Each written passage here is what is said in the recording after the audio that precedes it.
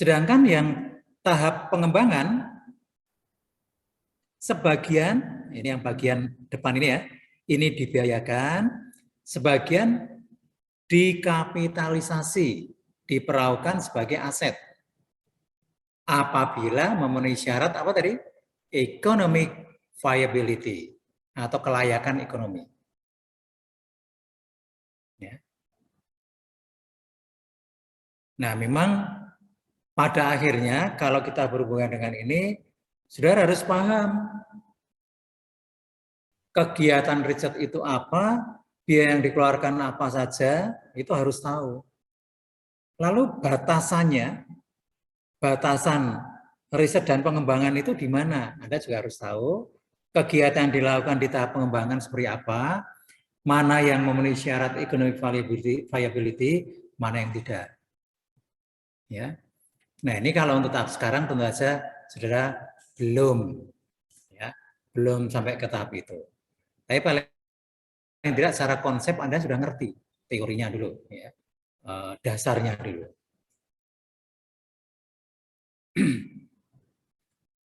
Nah, kemudian sekarang kita lihat tentang amortisasi intangible asset.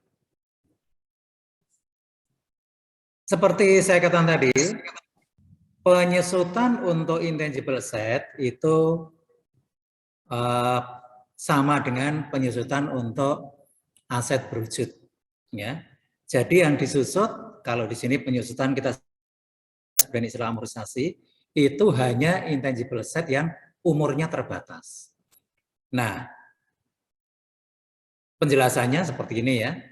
Diamortisasi dengan beban sistematik selama umur ekonomis. Sama kan? Kemudian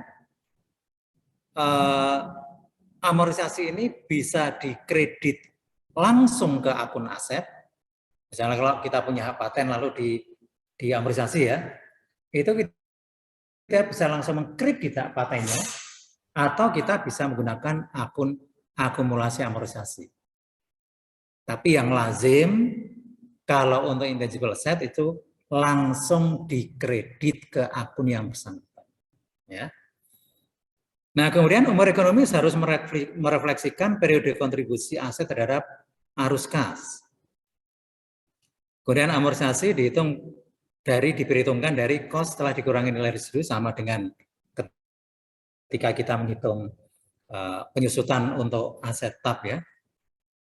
Kemudian IFRS menghendaki perusahaan menaksir nilai residu dan umur ekonomis intangible assets minimum tahunan, ya setahun sekali. Ya. Nah, kemudian yang memiliki umur tidak terbatas, itu berarti tidak diamortisasi, tapi tetap harus ada uji impairment. Oke, ini kalau diringkaskan seperti ini. Yang ini kolom pertama itu adalah jenis intangible assets, kemudian cara perolehan, kemudian kolom amortisasi, kemudian uji impairment. Kita lihat yang limited, ya, yang umurnya terbatas, ini perolehannya kalau dibeli ya berarti seluruhnya dikapitalisasi. Kalau dibuat secara internal itu dibiayakan, ada bintangnya itu ya. Ada bintangnya itu berarti mengikuti penjelasan tentang riset and development cost tadi. Kemudian amortisasinya ya sepanjang umur ya, umur ekonomis. Impairment test ya kita lakukan dengan cara membandingkan antara nilai pemulihan dengan nilai buku. Ya, jadi caranya sama persis. Nah, kemudian kalau indefinite life yang tidak memiliki umur atau umurnya tidak terbatas, maaf, ini juga sama, hanya tidak diamortisasi. Yang lain sama. Nah, kemudian jenis-jenis intangible assets itu ada 6 ya, yang diuraikan di sini ada marketing related, customer related, artistic related, contract related, technology related, dan goodwill. Nah, kita lihat ya, ini yang terkait dengan marketing, itu misalnya merek dagang, nama dagang, ya. Kemudian apa?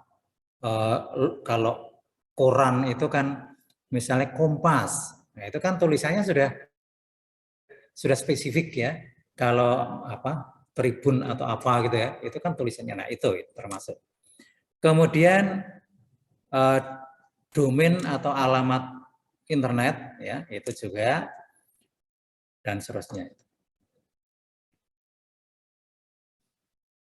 Kemudian customer related intangible assets. Nah, ternyata kalau kita lihat contohnya ada daftar pelanggan. Ternyata daftar pelanggan itu kalau di negara lain itu juga intangible assets. Tapi kalau di negara kita nggak karuan gitu ya. Jadi malah itu diperjualbelikan. Ya, jadi kadang-kadang kalau kita misalnya ke bank gitu, itu kita hanya mau nabung aja disuruh ngisi sampai dengan ibu kandung, kemudian anaknya berapa, macam-macam itu. Itu kan data pribadi kita ya. Nah itu kalau di kita kan itu bukan hal rahasia, karena kita kan sering kali ditelepon, ditawari produk macam-macam oleh penelpon yang nggak jelas itu ya. Kita lagi nunggu telepon penting, begitu diangkat, ternyata orang-orang kayak gitu itu ya. Nah itu sehingga sekarang itu saya kalau ada telepon nomor yang saya tidak ngerti ya, saya biarkan itu. Kemudian kalau anak saya bilang, oh itu yang telepon orang stres gitu, ya kan. Nah, kemudian kalau yang nggak jelas itu saya beri tanda itu orang stres 1, besok ada lagi orang stres 2, itu sampai 60 lebih itu. Kemudian kadang-kadang saya beri identitas uang orang cetok. Sehingga kalau nelpon itu kita, oh ya ini yang kemarin. Kadang-kadang ganggu betul itu.